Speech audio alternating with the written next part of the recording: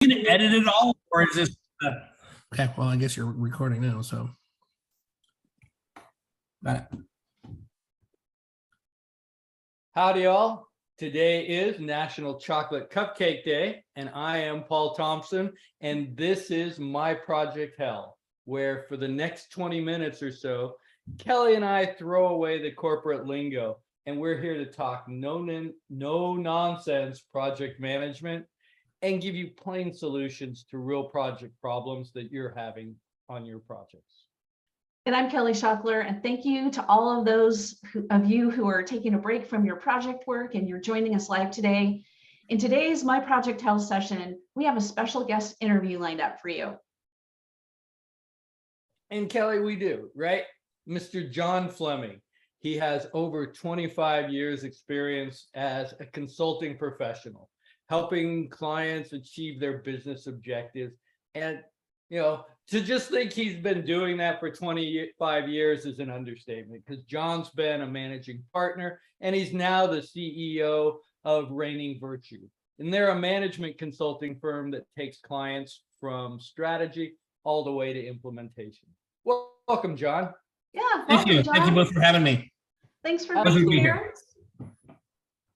So we've got a little slate of questions for you today. Some things that Paul and I thought might be helpful to our audience, our project management audience. So one of the things that we're curious about, because we hear it all the time, we hear the term consultant, we hear the term contractor used interchangeably. And in your mind, is there really a difference here? And if so, what is that difference?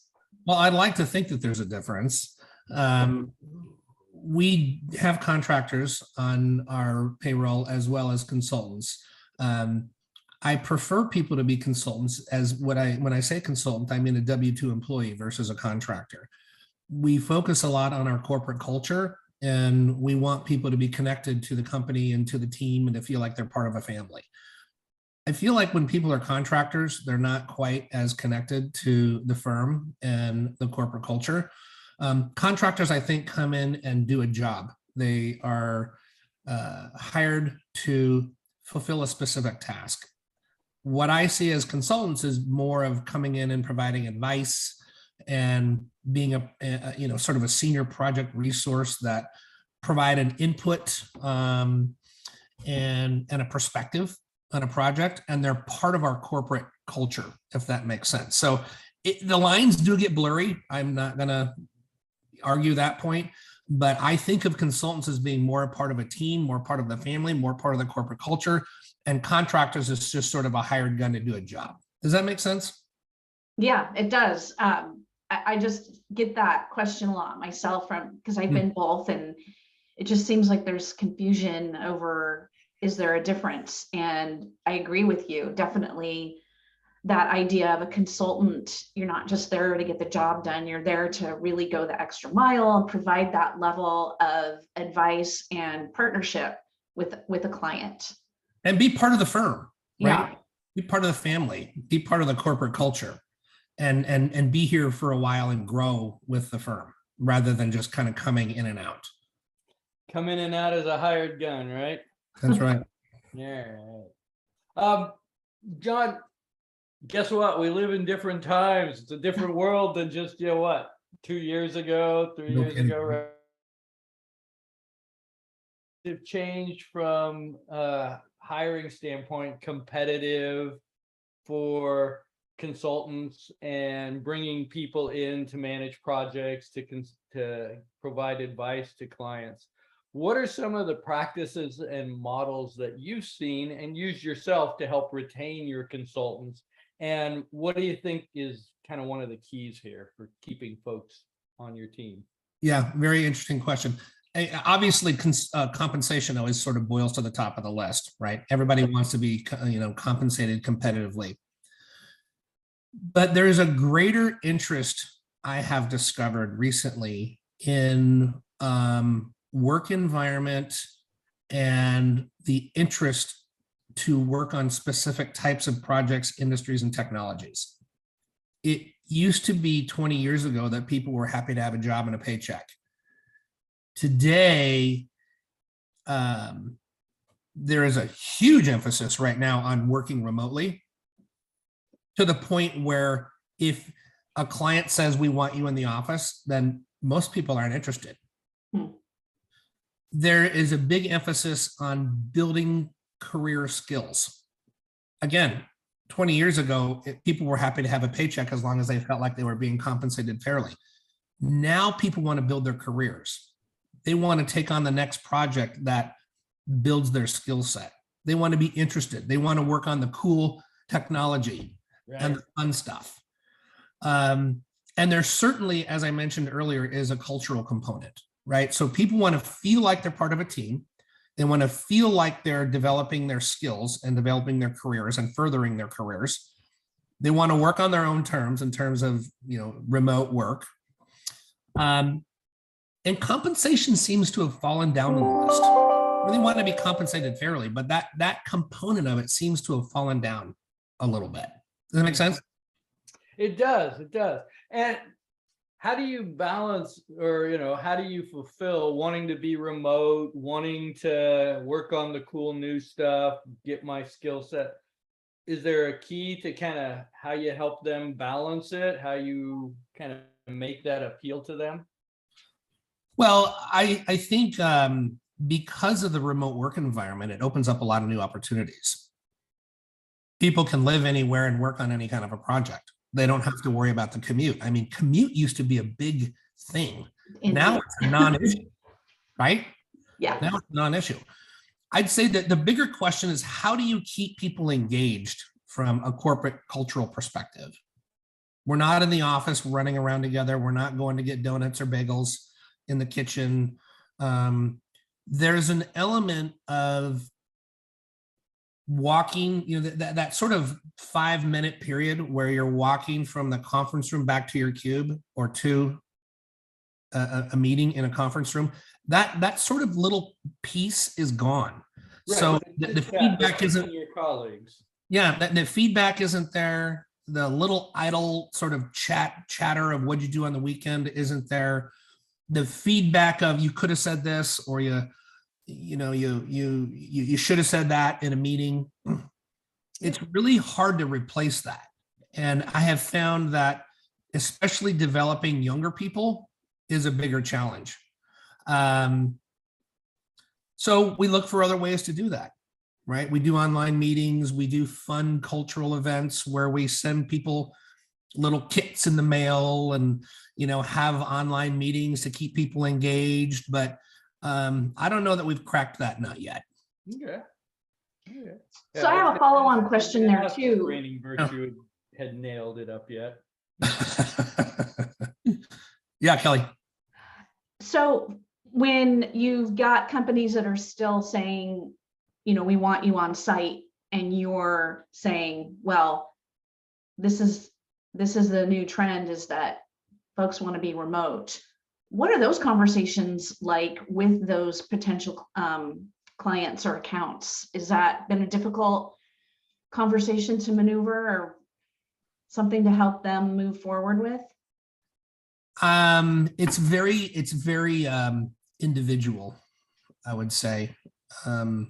Some people are willing to go into the office a couple days a week, and the occasional person wants that. And it's the younger crowd that wants it. It's the younger, earlier in career people that actually want to go back into the office. The people that are not interested at all tend to be the more experienced folks. Been there, done that. They don't need that kind of on-site coaching anymore. But there have been plenty of cases where clients have said, we want somebody in the office. And I've had to say, well, I don't have somebody that wants to go into the office. So it's very case by case by case with the clients, case by case with the employees. Sure. But by and large, people are not going back. And they're like, if I have to go back, I'm not interested in the job. Okay, fair enough. So for your consultants that you've got on board at your company, what do you do to help them prepare for their next role? What does that look like as they're coming to an end on a current client contract? And what should they be doing to get ready for their next role? Yeah, so I think there's 2 or 3 kind of key things. One is just making sure that you've handed things off appropriately at the client, right? Putting a good transition plan in place, knowing who's on point for what after you leave, providing a document such that everybody knows where project documentation exists with links, understanding just sort of, like I said, who's on point for what and where everything exists, and if there are any outstanding items. So just wrapping things up professionally and appropriately to the client. The second thing is getting your resume up to date, documenting your most recent skills that you've learned such that your resume can be presented to the next client, right? And I'd say third, just understand, just being prepared to interview. One of the things I think is interesting is people will get locked up at a client for a long time. And sometimes it's several years where somebody's at a client, right? And as a consulting firm owner, hey, that's great if somebody's going to be at a client for a long time, but you've got to be on your game to interview for the next role. Clients are waiting for that, and you need to be prepared to represent your experience. You need to have the confidence. You need, and especially today with video, you have to show up professionally. You have to be prepared, and you've got to be ready to discuss your experience and your interest in the role that you're going to take on. So I think those are kind of 3 component areas, right? One is wrapping up your project appropriately to the client, making sure that your resume is up to date, and then dusting off your interview skills, because that's not, it seems like that might be trivial, but it is not trivial. You've got to be ready to go for your next interview. Well, it sounds like mostly the same things that one would do if they were going to also be trying to get into consulting, from going from FTE to consultant. Yes, that's a different transition though, going from FTE to consultant. And I've had this conversation many times with many different people. When you're an FTE, it feels like there's more grace given, right? So when you hire on, you can take a couple of months getting up to speed. You can learn the new environment and new team and the skills that you have to learn for your new job. As a consultant, you don't have that luxury. You're stepping in, and you better be delivering value within the first week. You better have a deliverable in front of the client in the first week or 2. They're paying you more than they would pay an FTE. Expectations are higher. They're counting on you for a perspective. They're counting on you to come in as an expert, and you just need to be on your game and ready to go. So expectations are higher, and it's a different ballgame. So that's a big transition that people need to get used to when they're going from FTE to consultant. Right. Oftentimes when we talk to folks about those kinds of things, you're at the bottom of a learning curve every client, right? You may know the job you're doing, but just as you described it, right? You have no idea about the personalities, the relationships, the culture, and that's hard. It really is. You're sort of parachuting in, right? You're this paratrooper that's jumping in, and you're looking around, trying to figure out who the players are, who the relationships are. How do you get things done in this organization? What are the tools that you need to use? What's the environment? What's the technical skill set that's needed? So as you're jumping in as a consultant, you really kind of have to hit the ground, look around, figure out who the players are. And every organization has a way of getting things done. Yes. And your job is to figure that out as quickly as possible. Right. Sounds like a key competency needed for consulting. You have to be a paratrooper. Yeah. And that is a great segue there, Kelly, because I guess, we've put together a competency package for project managers who traditionally are FTEs and what they should be doing. But John, when you think about it, what's a key competency for someone who's in consulting?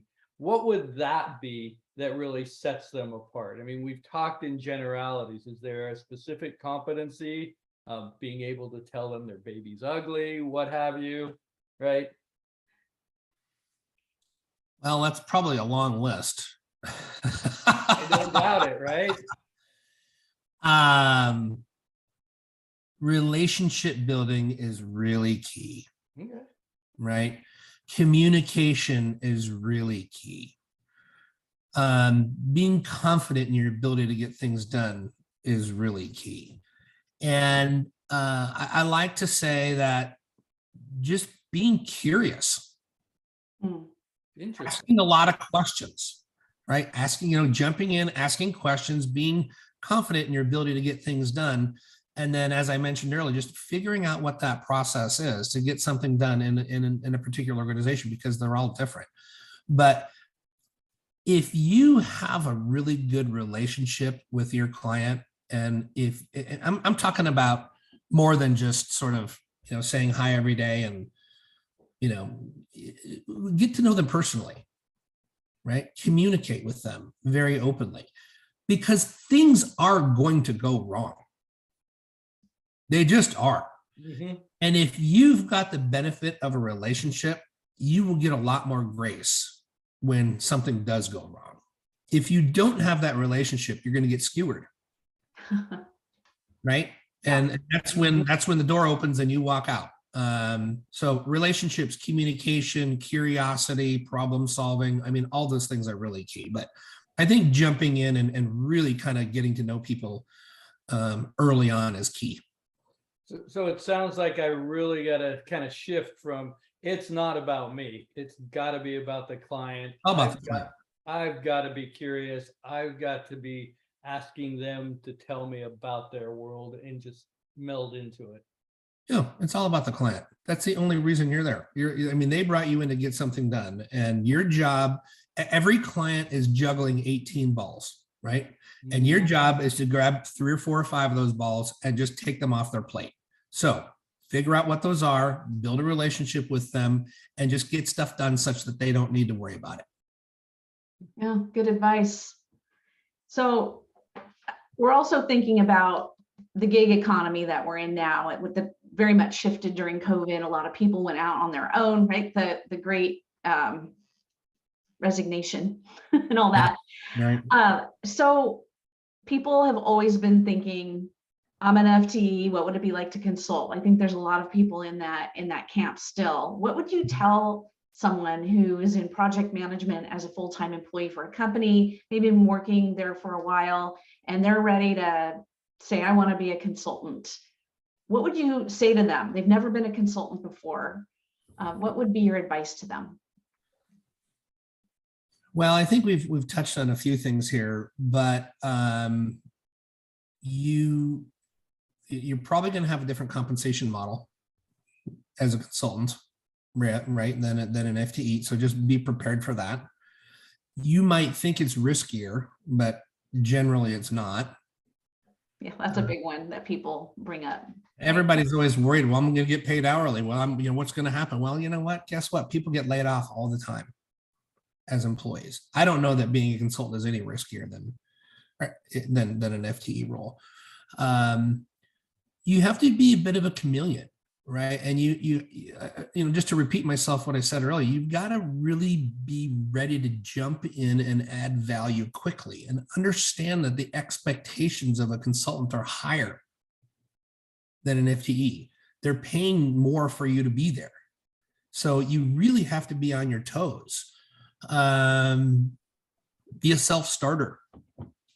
Look for ways to add value. Don't always just wait for direction. I guess, that's a long conversation that we could have over all the different things that you need to do to transition from an FTE to a consultant. But I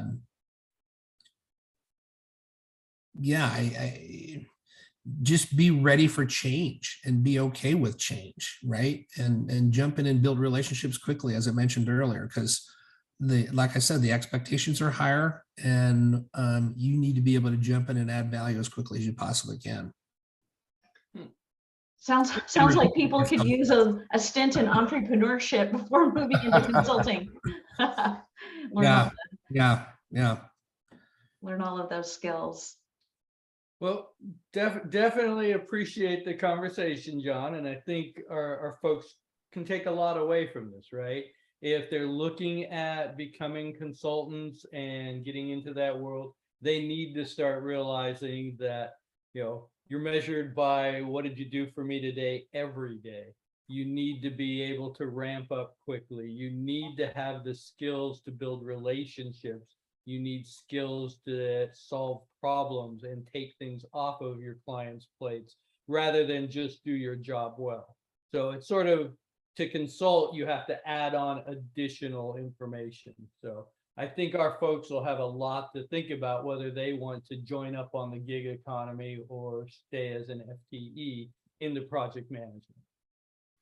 I think you said it better than I did. Hey, John, thanks for joining us today. We appreciate your insights. Absolutely. Pleasure I know to be here. our listeners also appreciate the information to help them in their career journey. These caveats are really good to understand. So that's a wrap for today's episode. Everyone, you can check out My Project Hell on our YouTube channel, where we have almost, Paul, 45 episodes posted for your learning and listening We're enjoyment. racking them up.